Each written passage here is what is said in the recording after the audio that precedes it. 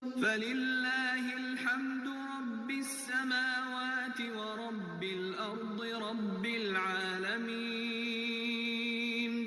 وله الكبرياء في السماوات والأرض وهو العزيز الحكيم.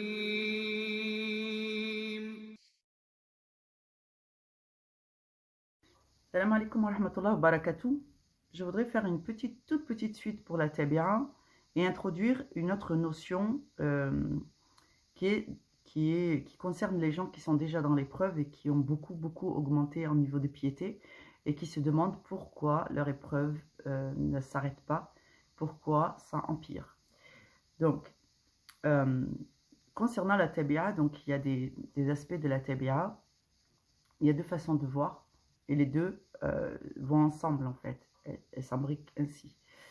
Donc, dans la voie spirituelle, la tabi'a est marquée par le manque de communication entre les parents et les enfants et la violence verbale est le relais.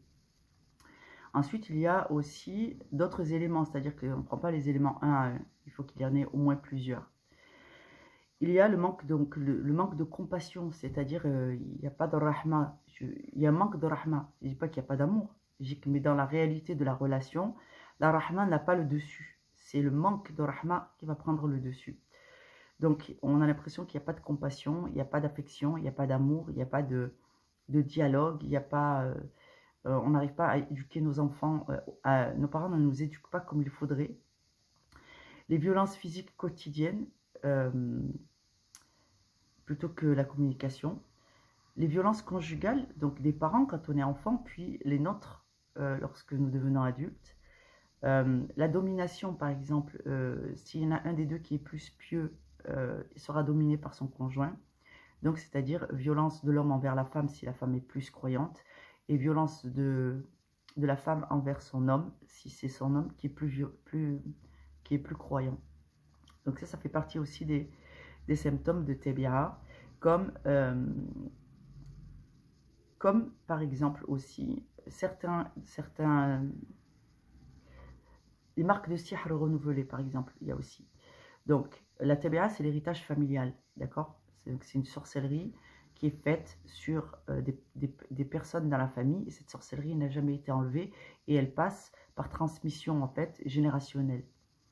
Et il y a aussi, bien sûr, d'autres symptômes, comme des maladies honteuses, des catastrophes en chaîne. Qu'est-ce que j'ai là? On a le droit de réfléchir quand même quand on fait une vidéo. Machallah. Bon, voilà, on a des choses comme les troubles de la mémoire, les blocages généraux dans la vie, enfin, du sihr renouvelé en fait. Bon, vous connaissez les symptômes puisqu'il y a une vidéo sur ma chaîne qui parle des symptômes, savoir reconnaître les symptômes. Les symptômes sont très nombreux. Il y a les douleurs chroniques, les douleurs articulaires, le fait d'aller se coucher, d'être bien, de se lever avec des migraines, des maux dans tout le corps ou des douleurs d'estomac, le blocage pour la fécondité, à moins d'être dans le haram. Il y a des choses qui marcheront pour vous quand vous serez dans le haram, mais dès que vous voulez revenir au licite, à ce que Allah vous a demandé, tous les blocages reviennent. Donc voilà. Donc, concernant donc ces deux fléaux, donc là on a parlé de la tabi'a et du fait que votre âme est prisonnière ou inconsciemment utilisée par les saharatou contre votre gré. Ça, c'est une réalité que beaucoup de gens connaissent. Il y a les trous de mémoire, le fait de ne pas se souvenir de ses rêves, il y a les maladies chroniques, il y a les douleurs physiques, corporelles après une nuit, il y a des cauchemars considérables, il y a le fait de visiter des mondes qu'on ne connaît pas, d'être attaqué par des entités dans la nuit, des entités démoniaques et ainsi de suite. Donc tout ça est en corrélation avec du sihr. Il peut y avoir tous ces symptômes, y compris dans une tabi'a. Mais les symptômes que je viens d'énoncer, comme les pertes de mémoire, les amnésies, les douleurs physiques, les douleurs qui se déplacent dans le corps, et ainsi de suite, ne sont pas forcément liées à une tabi'a. Donc, de toute façon, quand on soigne tout. Donc, quand on fait nos ruqya, on essaye de réciter un maximum de versets, pas forcément en nombre, mais des versets qui incluent la sorcellerie, qui incluent les problèmes physiques, les versets qui apportent la guérison, les versets qui défont les nœuds, les sorcelleries, qui détruisent les sihr. Donc, on essaye de faire vraiment des ruqya efficaces dans le sens où on va utiliser les versets qui vont englober un maximum de choses. Concernant maintenant les gens qui sont déjà dans la voie spirituelle, bien ancrés, qui apprennent leur religion, qui pratiquent leur religion, qui font des ruqya répétées depuis longtemps, quoi qu'ils aient, c'est-à-dire tabi'a ou sihr renouvelé, ou parce qu'il y a deux types. La tabi'a, c'est soit quelqu'un qui te renouvelle ton sihr, mais en général, la tabi'a, c'est un sihr hérité. Mais pour les sihr hérités, on considère que les sorciers qui ont fait cette sorcellerie considèrent que les descendants de ces gens-là sont leur propriété. Et ça, c'est vraiment compliqué. Donc, voilà ce qui se passe. Il y a beaucoup d'entre nous qui font la ruqya, mais qui n'arrivent pas à avoir de dénouement. Il y a le problème de jihad al-nafs. C'est un jihad al-nafs qu'il vous faut faire. Le jihad al-nafs, c'est la priorité. Comme quand te dire, souvent on entend les imams faire ce prêche, et on ne sait pas vraiment comment ça se traduit dans la vie. Quand il vous dit, vous avez la compréhension sur l'aspect, dans la dimension intellectuelle, vous avez une compréhension. Mais la parole d'Allah n'a pas pénétré votre cœur. La foi n'a pas pénétré votre cœur. Mais si, je crois en Dieu, je sais qu'il existe. Oui, mais est-ce que tu sais réellement le pouvoir d'Allah? Est-ce que toi, tu arrives à évaluer le blocage ou le nombre de voiles qu'il y a entre toi et la réelle dimension d'Allah? Eh bien, ça, on ne sait pas. Donc, en fait, on va progresser. Ensuite, il va y avoir les degrés. C'est-à-dire qu'une fois que notre foi est acquise à Allah, que ce n'est pas que sur le plan intellectuel que nous avons intégré l'obéissance, la soumission, l'amour d'Allah. C'est une réalité qu'on peut ressentir au gré de nos vies. Il y a la dimension des degrés. C'est-à-dire qu'Allah va décider de te faire augmenter en degrés. Quel que soit ton état, c'est-à-dire que tu sois affligé ou pas, que tu sois atteint de sorcellerie ou pas. C'est-à-dire qu'Allah va décider de prendre son serviteur et de le guider. Et à partir du moment où Allah décide de te guider dans la bonne voie et pas dans la voie de l'égarement, parce qu'Allah guide à la kulli hal tout le monde, quand Allah décide de te soutenir dans ton jihad intérieur, dans ton acquisition des bonnes valeurs et dans ton adhésion à elle, il va te mener dans les degrés spirituels, c'est-à-dire qu'il va augmenter tes compréhensions. Et par là, donc, tu vas passer des portes spirituelles, et en réalité, ce sont des degrés qu'on appelle les portes. Et à chaque fois que tu vas rentrer dans un degré spirituel où tu vas plus connaître Allah et tu vas plus goûter à l'affection d'Allah, tu vas avoir des ennemis. Et ces ennemis vont empêcher ton éveil et vont empêcher ta progression, vont empêcher ton acquisition de ce que Allah veut te donner. Et donc, à ce moment précis, il va y avoir un nouveau jihad nafs à faire. Donc c'est toujours comme ça. Pourquoi? Parce que les shayatines qui vont venir pour bloquer, parce qu'à chaque fois que Allah t'augmente en degré, tu es en train d'œuvrer pour lui. Tes doigts sont acceptés, tes salats sont acceptés, ta lumière émane. Quand tu vas dans un endroit, les shayatines sont mal à l'aise. Quand tu fais quelque chose ou que tu as une intention et Allah l'accepte, ça a des conséquences dans leur monde, ça a des conséquences dans leur vie. Alhamdoulilah. Donc en fait, eux, ils commencent à voir la menace arriver. Ils vont déferler sur toi en disant oh, pop, ce serviteur, il faut vite le ramener à ses péchés. Comment on peut faire pour l'empêcher? Comment on peut faire pour le freiner? Et comment on peut faire pour l'acheter? Donc ils vont commencer à te proposer des choses. Ils vont te faire ressentir le manque. Ils vont essayer de t'amener vers des gens qui ne sont pas spécialement faits pour toi, mais au moins pour casser le manque. Ils vont te susurrer à ton oreille ou à ton cœur que tu as vraiment besoin d'un conjoint à tout prix, que de toute façon tu ne te marieras jamais, que donc tu peux accepter ponctuellement un certain niveau de coufre, c'est pas la peine du monde, et ainsi de suite. Et donc en fait, ils vont te fourvoyer. C'est pour ça que c'est à cet endroit-là qu'on a un jihad nafs qui est extrêmement difficile et le sentiment qu'il y a un regain d'épreuve. Parce qu'à chaque fois que tu passes un palier dans la piété, donc un niveau, un degré auprès d'Allah, c'est Allah qui t'y autorise, mais c'est lui qui te soutient pour que tu aies cette compréhension. Les shayatines vont s'opposer. Et les shayatines parmi les hommes et parmi les djinns. Donc tu vas voir un retour en force des difficultés et des épreuves qui vont être de... Tu vas avoir l'impression que ça va s'accumuler. Mais à chaque fois que ça s'accumule, c'est qu'en vérité, tu es en train de progresser. Il y a des gens qui, à force d'épreuves, c'est comme des escaliers, c'est de rouge. Tu es là, tu vas augmenter ici, Allah va te faire augmenter ici, et là, tu as des ennemis qui vont déferler. Ah, on veut pas. Et toi, comme tu te dis, je veux pas arrêter en si bon chemin, eh bien, tu viens de monter un droge en plus, un escalier en plus. Et là, tu as de nouveaux ennemis de ce droge qui vont arriver, qui vont te dire non, non, tu passes pas parce que tu es en train de détruire nos affaires et tout. Et toi, subhanallah, la seule façon que tu as de le voir, c'est que tu reçois l'amour d'Allah dans la félicité. Qu'Allah te pardonne, même quand tu te mets en colère parce que des fois tu es excédé par le poids de l'épreuve. Allah te pardonne et il te redonne la félicité. Il te trouve tout le temps un retour à l'humilité, à la normalité en fait. À l'humilité qui t'aide à être plus fort dans les épreuves. Il t'accorde encore le soutien par les biens que tu as, même s'ils ne sont pas extraordinaires. En réalité, alhamdoulilah, peut-être qu'Allah considère que tu as juste besoin de ça pour ne pas te dévoyer. Et il te fait augmenter en degrés.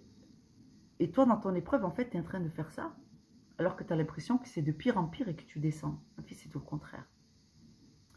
Donc, à chaque fois que vous passez un degré auprès d'Allah, alors que vous êtes déjà, je vous l'ai dit, moussalien, vous faites vos ablutions, vous faites la ruqya, vous faites ce que vous pouvez, vous ne lâchez rien. Si vous n'arrivez pas à prier debout sur le tapis, vous priez assis. Si vous n'arrivez pas, que vous êtes trop fatigué, vous priez au lit, vous faites vos ablutions sèches, vous jeûnez ce que vous pouvez. Si vous pouvez faire une réduction alimentaire au lieu de faire un jeûne, mais vous ne renoncez pas au jeûne, dans l'esprit, votre corps est limité, mais votre intention de vous soumettre à Allah est sans limite.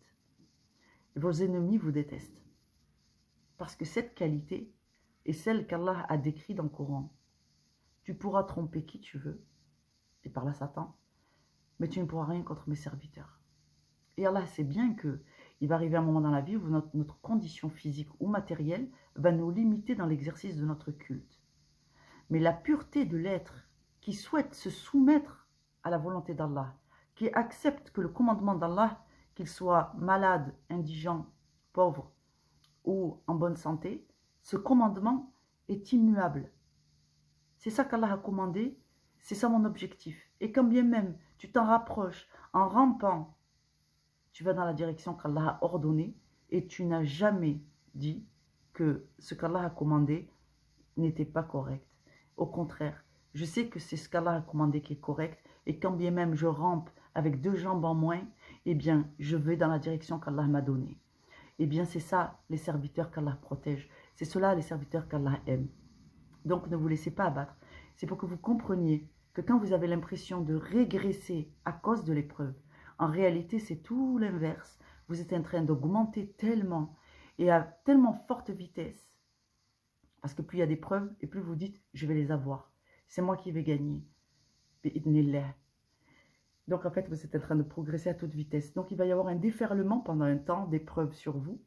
C'est la même épreuve. Jusqu'à ce que Allah décide que vous êtes arrivé au palier, là, et c'est lui qui va se charger de vos ennemis. Ici, tu auras une courte pause, afin de pouvoir vraiment te réjouir des bienfaits qu'Allah a fait sur toi, que tu puisses prendre du recul avec ton vécu et dire, Masha'Allah, Allah m'a soutenu. Ta piété va se renforcer. Et ensuite, à partir de là, tu pourras reprendre la vie qu'Allah t'accordera. Peut-être il y aura des épreuves, elles seront plus parsemées. Peut-être il y aura encore des moments difficiles. Mais sache qu'à chaque fois qu'Allah te laisse dans l'épreuve, c'est parce que tu es en train de franchir les paliers comme une flèche qu'on tire à l'arc. Donc il faut vraiment avoir foi en Allah. Je vais faire une pause, je vais voir si je peux vous rajouter quelque chose. Donc dans le principe, pourquoi je vais vous parler de jihad nefs et du jihad? Parce que quand vous êtes dans cette ascension, dans l'épreuve, les ennemis, on ne peut même pas les compter comme ennemis en réalité. Votre seul ennemi à vous, et ça va ramener le combat à une échelle plus humaine, à votre niveau, vos ennemis n'ont de réel pouvoir sur vous qu'à cause de votre ego. D'accord? C'est la partie de moi qui dit, moi je veux, moi je mérite, moi je ne veux pas renoncer, je me suis beaucoup battu pour ceci, beaucoup battu pour cela. Cette part de vous, il y en a une qui est pieuse et il y en a une qui est mécrante. On l'a tous. D'accord? L'orgueil est criminel, c'est Allah qui le dit. Vos ennemis, dans le monde invisible et dans le monde visible. C'est-à-dire que même dans le monde visible, vos ennemis qui se cachent pour vous faire des saletés dans votre dos, ils sont aussi dans l'invisible. Mais c'est un invisible, on finira par le savoir. Mais ceux qui sont dans l'invisible parmi les shayatines, cela, ben, on le sait si Dieu veut. Ces ennemis-là ne peuvent vous atteindre qu'à travers votre propre orgueil. C'est-à-dire que pour vous blesser, il faut que vous décidiez que ça vous blesse. Pour que ça vous manque, il faut que vous décidiez que vous êtes attaché à ça. Moi, je suis attachée à mon café. Pour que le café me manque, il faut que moi, je décide que je suis attachée au café. Quoique le café, c'est un peu spécial parce que ça génère quand même une addiction. Et donc, quand Allah vous demande ou qu'il attend de vous, subhanallah, je ne fais même pas de pause. Quand Allah vous demande et qu'il attend de vous que vous fassiez abnégation de quelque chose, c'est pour vous faciliter pendant l'épreuve. Quand Allah vous dit, fais ton jihad nefs, est-ce que tu aimes ton café plus que moi? Que tu désespères? Je vous prends un exemple simple, hein, à vous de transposer dans votre réalité. Est-ce que tu renoncerais à moi? Est-ce que tu seras en colère contre moi juste parce que ton mari t'a quitté? Est-ce que je ne suis pas plus important que ton mari? Est-ce que je ne suis pas plus important que ton mariage? Donc, quand on a remis Allah en priorité pour tout, on va dire, ok, je ne sacrifierai pas Allah parce qu'on m'a dépossédé de ça et donc ma colère, je vais la retourner contre Dieu. Quand tu arrives à ce niveau d'abnégation, c'est l'acceptation d'Allah. Quand tu acceptes la volonté d'Allah, tu as franchi un palier, mais genre c'est comme si tu faisais 10 levels d'un coup. Tu vois, poum poum. Et le bénéfice le plus grand qu'Allah t'apporte, c'est qu'à partir du moment où toi tu as renoncé à quelque chose, eh ben on ne peut pas te le prendre. Et la meilleure façon de renoncer à quelque chose, de dire, ya Allah, c'est ta propriété, je te rends ce qui t'appartient. Ok, on m'a pris mes années de jeunesse, on m'a pris mes années d'études. Ok, ya Allah, tu sais quoi? Si c'est pour faire triompher ta cause, use des biens que tu m'as donnés pour faire triompher ta cause. Tout ce que j'ai donné à Allah, en réalité, je l'ai investi. Je ne l'ai pas perdu. Donc, c'est un investissement. Quand tu arrives à éduquer ton ego, à dire, ok, on ne peut rien me prendre parce que tout appartient à Allah. Et si Allah veut reprendre de ma vie des choses qu'il a investies pour faire triompher sa cause, alors c'est un investissement qui vaut la peine. Change d'état d'esprit et tu verras que l'affliction te touchera beaucoup moins. Aussi, quand Allah dit « la foi n'a pas encore pénétré vos cœurs », même dans cette réalité, il y a des dimensions. Et quand on rentre dans cette dimension qu'on rend à Allah, le règne sur le monde, le règne sur les hommes, le règne sur sa vie, le règne sur tous les biens matériels et tous les biens non matériels, eh bien, tu viens de te remettre complètement entre les mains d'Allah. Et c'est ça qu'Allah veut obtenir de son serviteur. Parce que celui qui ne possède rien que l'amour d'Allah ne peut pas se disperser dans les affaires de ce monde. Il ne peut pas être atteint par des aspects matériels ou immatériels au-delà de ses capacités. On ne peut pas mourir du fait d'avoir été dépossédé de biens matériels. Pour mourir, il faut avoir été dépossédé de son âme. Il n'y a qu'Allah, c'est en Allah que j'ai placé mon âme. Je vous invite, vous, à réfléchir. Parce que là, tout ce que je dis, bien sûr, ça peut être perçu de façon violente pour des gens qui sont au cœur de l'épreuve. Mais c'est ça les conseils qu'Allah vous donne. Le jihad nefs est une étape à laquelle vous ne pouvez échapper à différents niveaux d'épreuve. Si vous vous rappelez qu'à chaque fois que vous avez une épreuve, un coup dur qui vous touche, c'est un jihad nefs, vous avez déjà compris l'islam. D'accord? On ne se rebelle pas contre Allah. On apprend à comprendre la sagesse de Dieu. Parce qu'on a une bonne estime d'Allah. Si Allah considère que cette épreuve peut nous atteindre, c'est qu'il y a un bienfait pour nous. À partir du moment où on fait confiance à Allah, on vient de refaire allégeance à sa majesté. Aussi, quand vous êtes en pleine ruqya, que vous faites un jihad nefs, bien, ensuite il y a le vrai jihad. C'est-à-dire que quand vous faites la ruqya, c'est un jihad. Vous n'êtes pas là en train de supplier Allah pendant la ruqya. Si, vous suppliez Allah pendant la ruqya, mais vous avez aussi la détermination d'avoir le dessus sur vos ennemis parce que c'est la promesse d'Allah. La vérité est venue et le mal a disparu. Donc Allah promet que quand tu utilises sa parole, avec le fait d'être pleinement soumis à Allah, de lui avoir rendu à sa majesté, comment te dire, le respect que nous lui devons, et de le croire sur parole, quand il vous dit il y a un bienfait pour vous, et bien c'est ça qu'on met en œuvre quand on fait la ruqya. Et là c'est un jihad, là ça devient un jihad. Donc il faut vraiment ne pas négliger l'aspect jihad nefs, accepter la volonté d'Allah, et ensuite on fait la ruqya en se disant, la volonté d'Allah c'est aussi de combattre ses ennemis.